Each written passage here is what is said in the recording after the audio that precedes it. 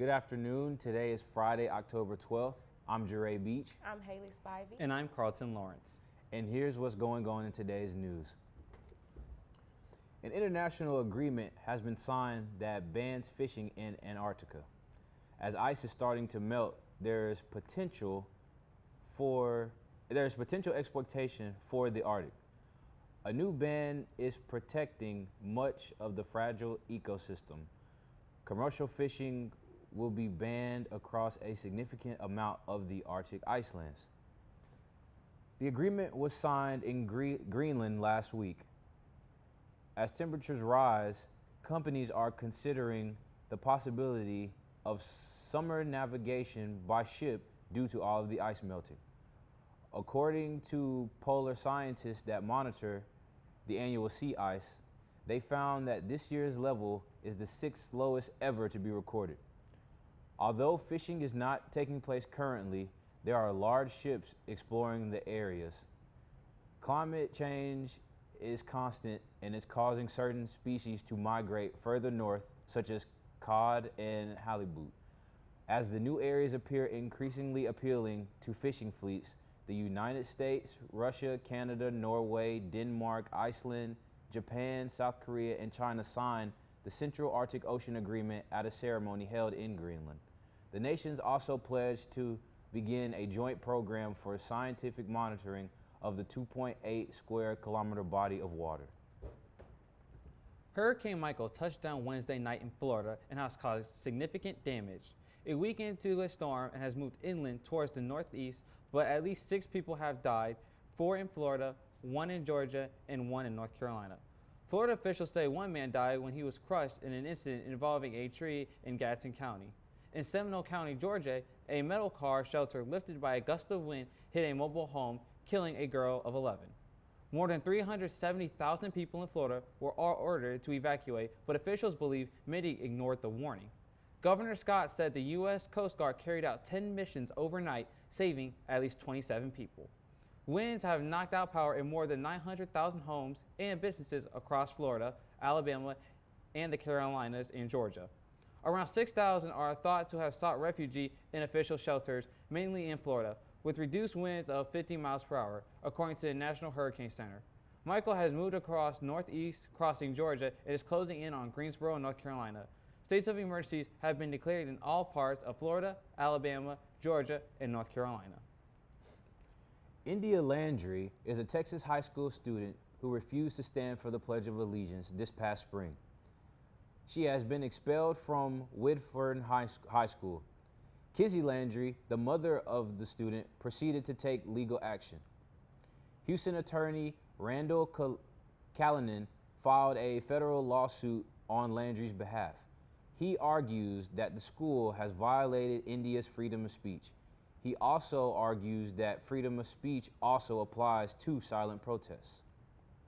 However, months after the pending case, the Texas General Attorney is intervening on the school's behalf, saying, quote, "School children cannot unilaterally refuse to participate in the pledge.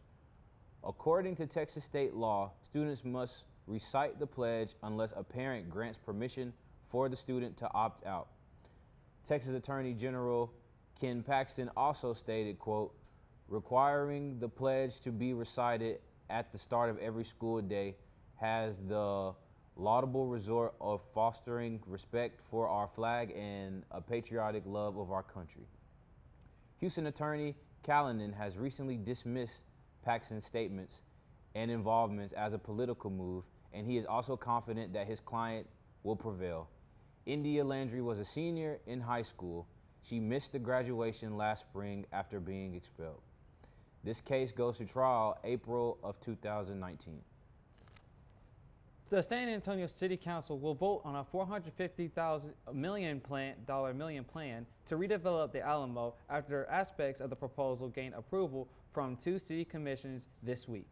It has been approved Wednesday the closure of streets in the plaza and an agreement to lease the plaza to the state. The Historic and Design Review Commission gave conceptual approval to the plan and final approval to relocate the 1930s cenotaph, one of the most contentious issues in the 2014 proposal by the city. the Texas General Land Office, and nonprofit Alamo Endowment. Several city council members raised questions or objections to parts of the proposal after receiving its first briefing Wednesday. The council could vote on the plan as early as October 18th. Serial rape suspect arrested allegedly attacked 8 women he met online. Investigators connected the dots after the victim's sex assault kits taken from Houston victims and Harris County victim turned up to have the same DNA. Investigators with the Houston Police Department say a serial rapist is off the streets. Lieutenant Jacinda Gunter with HPD's Adult Sex Crime Unit says their investigation has already linked the suspect to at least 8 victims. Because investigators are still racing to connect the dots, the suspect's name won't be released until Thursday. He was able to trick them into going with him to where he could get them alone and sexually assault them, Gunter said. Investigators say that suspects used multiple social media sites and dating apps to lure his victims, but unlike many other serial rapists, didn't do much to hide his identity, using his real pictures and a name close to his own. Gunter says the suspect's name will be likely released on Thursday and described him as a 24-year-old Hispanic male, employed and nice looking. According to Gunter, the suspect was arrested Wednesday on a pocket warrant, but expects several serious charges, including aggravated sexual assault, to follow soon. In local news, there was a huge speculation on Tuesday about how certain students at our campus had their voters' registrations rejected. We have absolutely not rejected one voter registration from the campus, said Waller County Elections Administrator Christy Eason.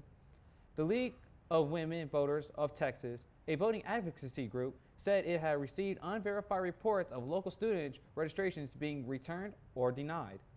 Easton said in recent weeks there was a confusion about students who live on campus not having correct addresses for their precinct listed on their registrations.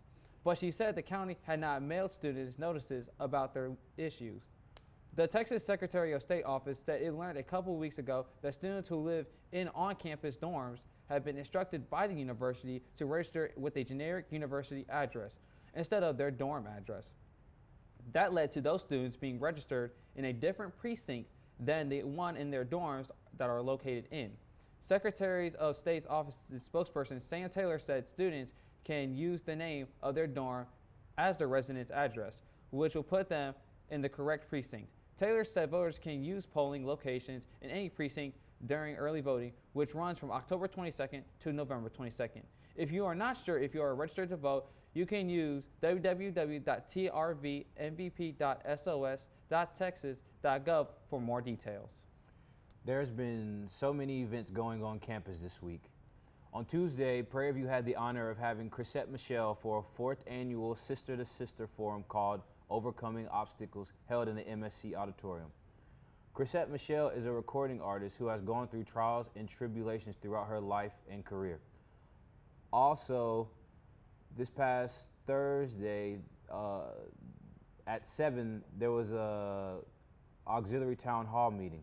This meeting was specifically designed for students to address their concerns about anything on their minds on the campus, such as Sodexo, housing, and even parking. Head faculty members of each department sat together in front of the room of the students at the panel, giving explanations about the campus issues. Lastly, there will be a powder puff game hosted by the Alphas at 5 p.m. Come see a flag football game between 2 female teams. This game will be very entertaining and is definitely something you do not want to miss this afternoon. On behalf of the Panther Network, thank you guys for tuning in. We hope you guys have a great weekend.